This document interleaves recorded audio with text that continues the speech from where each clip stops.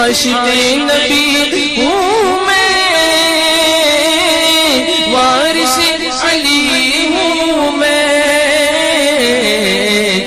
لہو نہ پائے گا، میں لہو نہ پائے گا، حشر تک کفن میرا، کفن میرا۔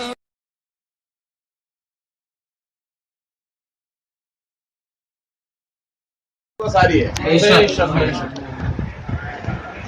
اور بھئی یہ شرع کا حکم بھی ہے، حالات سے متوازن ہونا چاہیے، جیسے حالات ہیں ملک میں اس کے حساب سے آدمی کو رہنا چاہیے۔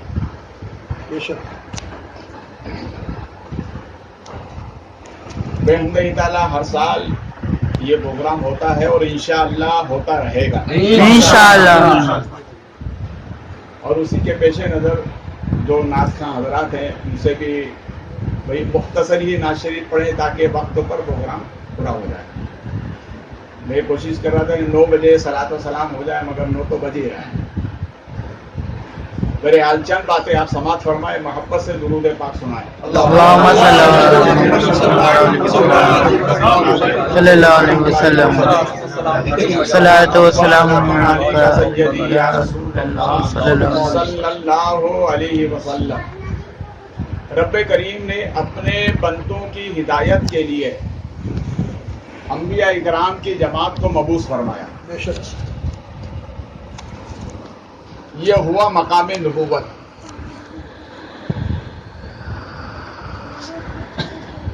اور مقام نبوت کے ساتھ ہے ایک مقام ولایت۔ ہمارے نبی دنیا سے تشریف لے جانے سے پہلے مقام غدیر خم پر سرکار نے تقریباً 1.25 لاکھ صحابہ اکرام کے مجمع میں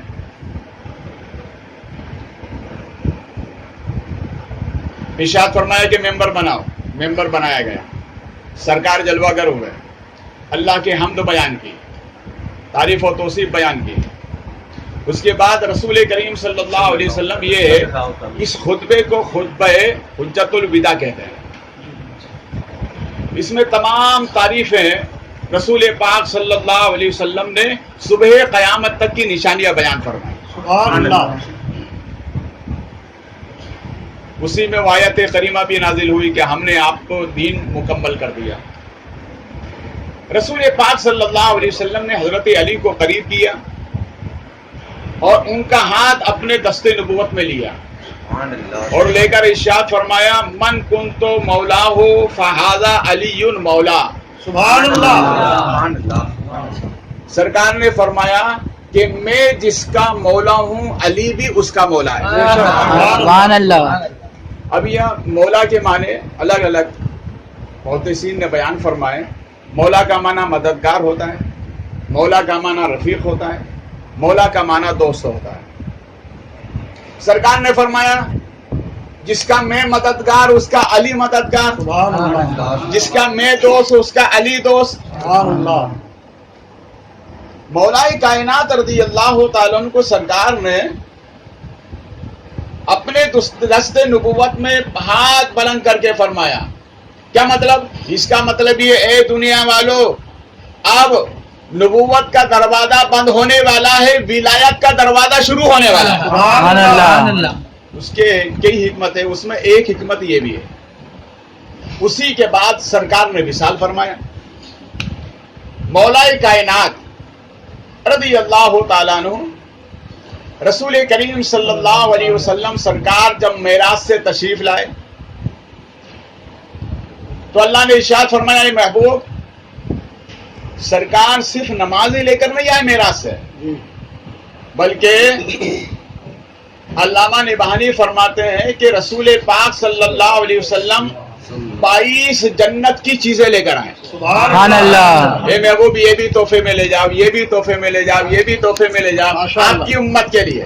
سبحان اللہ۔ کس کے لیے؟ آپ کی امت، ہمارے اور آپ کے لیے۔ انہیں میں اللہ نے ایک جنتی پرہان عطا فرمایا، جنتی لباس۔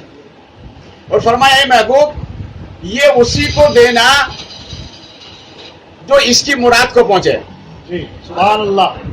سب کو نہیں دینا, جو اس کی مراد کو پہنچے اسی کو دینا. سرکار آئے, حضرت حبیب اجمی رضی اللہ تعالیٰ نے سب سے پہلے سرکار سے ملاقات کی. کہا میرے آقا میراث سے واپس؟ ہاں واپسی. کہا سرکار ہمارے لیے کوئی تحفہ؟ تو اللہ کے پیارے نبی نے ارشاد فرمایا یہ ایک تحفہ میرے رب نے مجھے عطا فرمایا. کہا سرکار آپ رکھیں گے یا ہمیں دیں گے؟ کہا نہیں, میرے رب نے دینے کے لیے حکم دیا ہے. سبحان اللہ. اب جنتی تحفہ, سبحان اللہ. تو حضرت حبیب اجمی پورے مکے میں جتنے صحابہ اکرام تھے سب کے پاس گئے. سب سے پہلے حضرت ابو بکر صدیق کے پاس, چلو نبی جنت سے جوڑا لے کر آئے اور ہمیں دینے کے لیے. سبحان اللہ. اس طرح سے پورے مکے میں خبر کر دی, سب آ گئے. سرکار نے سب سے پہلے حضرت ابو بکر صدیق سے فرمایا کہ ابو بکر اگر یہ جوڑا میں تم کو دوں تو تم کیا کرو گے؟ تو عرض کرتے ہیں سرکار میں صداقت سے پوری دنیا کو بھر دوں گا. کہا صدیق تمہاری آرزو بہت اچھی ہے مگر تم میری مراد کو نہیں پہنچے, بیٹھ جاؤ.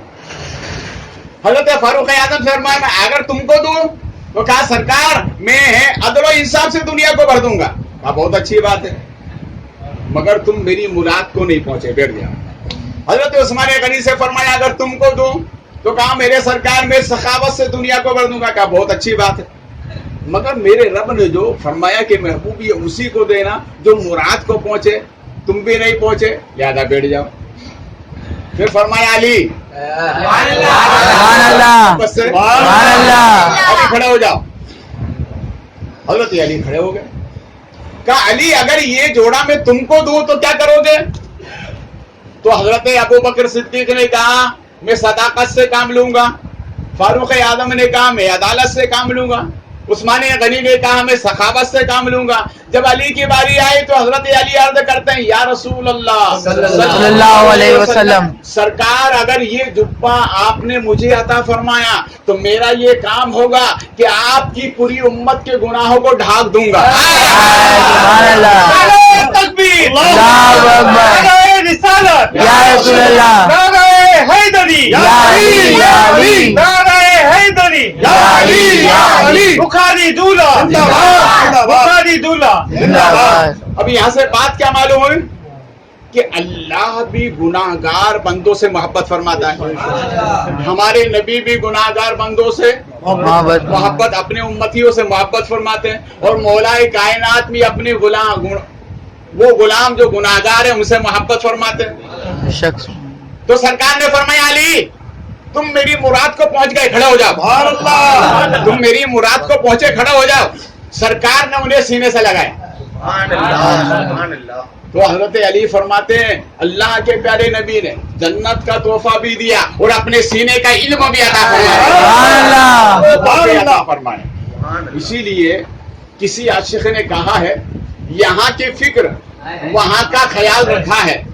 کیا بات. یہاں کی فکر وہاں کا خیر. ہمارے نفیس بھائی نے ابھی نعت خواں حضرات, آپ کے امام صاحب, مشتاق بھائی, یہ بچے, تو نفیس بھائی گٹے لے کے سامنے بیٹھ گئے, کیا بات. سب کو دے رہے ہیں. بھائی جہاں نعت خواں محنت کرتے ہیں وہ تقریر کرنے والا بھی تو محنت کرتا ہے. سبحان اللہ. بولو نا یار, سبحان اللہ. تقریر کرنے والا بھی تو محنت کرتا ہے کہ نہیں؟ سبحان اللہ. نہ سننا سرکار کی سنت ہے, وہ تقریر کرنا سرکار کی سنت ہے. سبحان اللہ. نفیس بھائی میرے سامنے بیٹھے ہیں.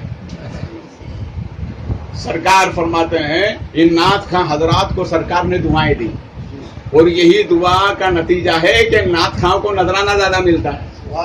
یہی وہ سرکار کی دعا ہے. یہاں کی فکر وہاں کا خیال رکھا ہے, اکیلے دو جہاں کو سنبھال رکھا ہے. جہاں پہنچ کر نہ رہے کسی کا خیال وہاں بھی تم نے ہمارا خیال رکھا ہے. خیال رکھنا آخری سفر کا بھی, کیونکہ تم نے ہمیشہ ہمارا خیال رکھا ہے. اچھا یہ آج یہ جو حالات چل رہے ہیں کیا ہمارے نبی کو معلوم نہیں ہے؟ بولو معلوم ہے نا. پھر معلوم ہے تو ڈرتے کیوں؟ کوئی مسافہ کرنے سے मुसाफा नहीं करता है। हमारे नबी फरमाते हैं मोमिन मोमिन से जब मुसाफा करता है अल्लाह उसके गुनाह माफ कर दे। ताज्जुब की बात है। अगर कोई बीमार पड़ जाए तो देखने नहीं जाते। नबी फरमाते हैं बीमार को देखने जाओ अल्लाह सदक़े का सवाब अता फरमाए। पहले तो मेहमान घरों में ज्यादा जा, अब तो मेहमान भी घर नहीं जाते। सोच समझ के भैया नबी फरमाते हैं कि जिसने मेहमान की ताज़ीम और तौक़ीर की और खुशी के साथ उसको रुखसत किया, नबी फरमाते हैं अल्लाह उसको एक उम्रे का सवाब अता फरमाएगा। आज इसने है ना सबको बंद कर दिया। याद रखो, देखिए कानून अपनी जगह है, जो हमारे मुल्क का कानून है वो अपनी जगह है, मगर शरीयत अपनी जगह है। जहां शरीयत से टकराव होगा वो कानून हम नहीं मानेंगे। सरकार ने फरमाया पाक रहो, साफ सुथरा रखो, घर भी मकान भी। साहबा ने पूछा सरकार क्या हुआ? नबी ने फरमाया रहमत के फरिश्ते आते जाते। तो ये तो सरकार ने 1400 बरस पहले फरमाया। और अल्हम्दुलिल्लाह हर सुन्नी मुसलमान, हर ईमान वाला 5 वक्त वजू करता है, बीमारी वैसे ही दूर हो जाती है। सुभान अल्लाह। तो उसके बाद अगर कोई मिल जाए तो भैया मुसाफा कर लिया करो। हाँ, नबी की सुन्नत से दूर होते। बहरहाल अल्लाह ताला हमें अपने फजल और करम और अपने हिफ्ज़ व अमान में रखे। इस बीमारी से रूबे ज़मीन के तमाम सुन्नी मुसलमानों की हिफाजत फरमाए। उन सबके सदक़े में पाल घर के तमाम सुन्नी मुसलमानों की हिफाजत फरमाए। भैया अब तो दुआ हो गई, अब घबराना मत कि भैया ये हो जाएगा क्या नहीं, ये हो जाएगा। इंशाअल्लाह। सरकार फरमाते हैं 40 में एक वली होता है, और जिसमें वली होता है उसकी दुआ अल्लाह कबूल फरमाता है। घबराने की तो कोई जरूरत नहीं। किसी ईमान वाले का इंतकाल हो जाए, चेहरा देखो, सरकार फरमाते हैं इबरत है, घबराने की कोई जरूरत नहीं है। ये हमारा ईमान व अकीदा नहीं है, शरीयत का हुक्म नहीं कि किसी को उड़ के किसी को लग जाए। समझ में, ये छूट छात नहीं है। अल्लाह हमें अक्ल सलीम अता फरमाए।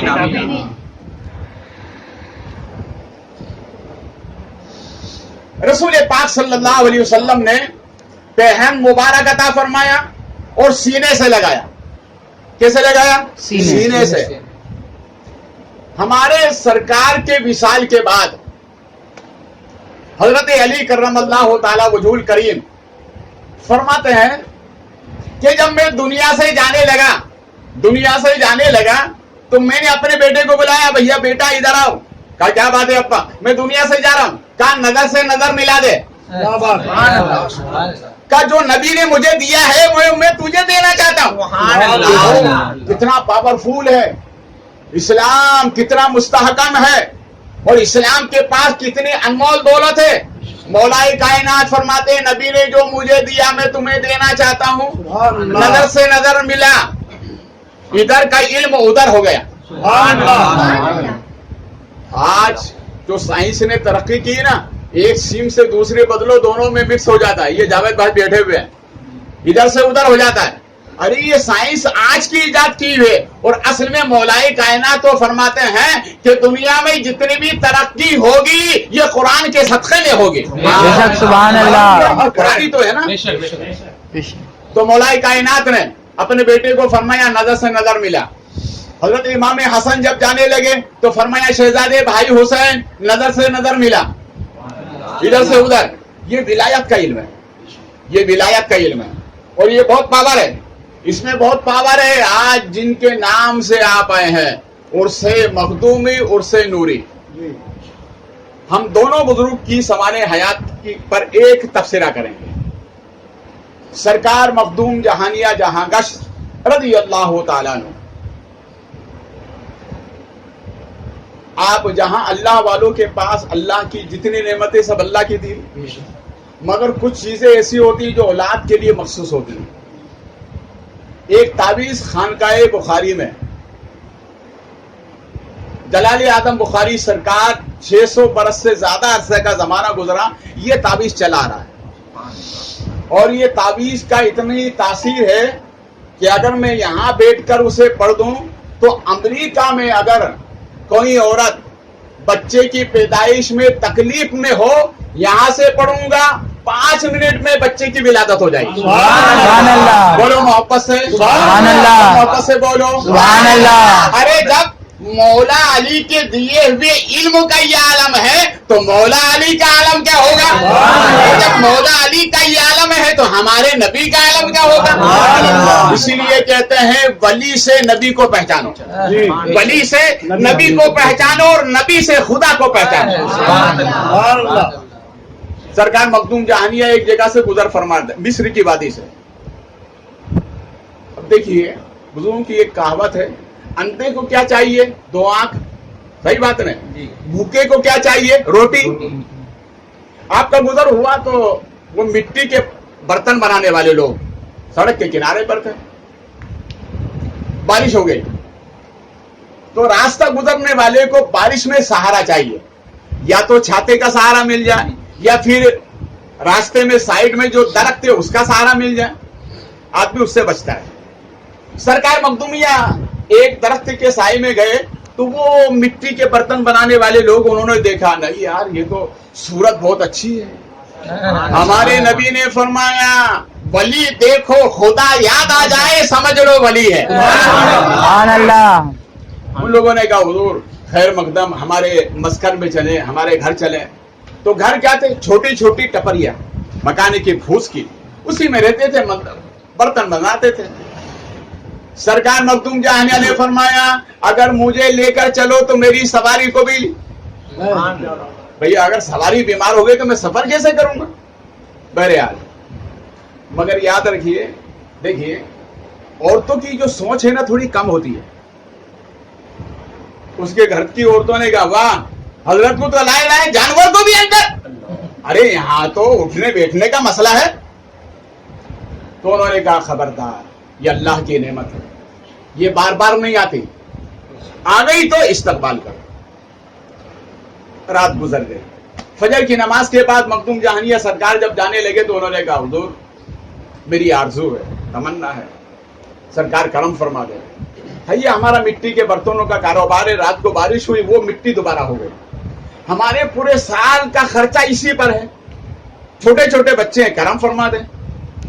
تو حضرت مخدوم جہانیہ سرکار نے ایک تعویذ لکھا, اور یہ تعویذ صرف خانقاہ بخاری کے جتنے افراد ہیں, بخارا سے لے کر اوش تک, اوش سے لے کر گجرات تک, گجرات سے لے کر یوپی تک, یوپی سے لے کر پال گھر تک, جتنے بھی خانوادہ بخاری کے لوگ ہیں اس تعویذ کو صرف وہ جانتے ہیں.